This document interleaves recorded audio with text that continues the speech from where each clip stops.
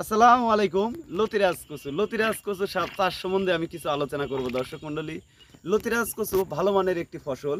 কি পরিমাণ লতি বের হয় আমাদের লতিরাজ কচুর গাছে, একটি গাছ থেকে দেখেন কি পরিমাণ লতি বের হয়েছে, সেটা চোখে না দেখলে বিশ্বাস করার মতো না। প্রত্যেকটি গাছে 15টা 20টা করে লতি বের হয়ে আছে দর্শক মণ্ডলী। আর আমাদের এই লতিরাজ কচুটা ভালো মানের একটি লাভজনক একটি ফসল এই লতিরাজ কচু চাষ। আর এই লতিরাজ কচু চাষ যদি করেন আপনারা, তাহলে প্রতি সপ্তাহে আপনারা লতি কাটতে পারবেন। 1 বিঘা জমি থেকে প্রতি সপ্তাহে 5 থেকে 6 মণ লতি উৎপাদন করতে পারবেন। আর এই লতিরাজ কচু দেখা যায় বাজার মূল্য সময় ক্ষেত্রে 30 টাকা থাকে, 20 টাকা থাকে, 25 টাকা থাকে, 40 টাকা, 50 টাকা পিছু কেজিও বিক্রি করা যায়। আর অবশেষে আবার কচু বিক্রি করতে পারবেন।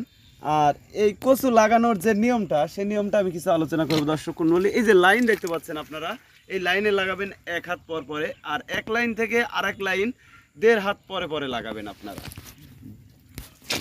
আর আমাদের এই লতিরাজ কচু প্রতি সপ্তাহে রোপণ করতে প্রতি সপ্তাহে লতি কাটতে পারবেন আপনারা।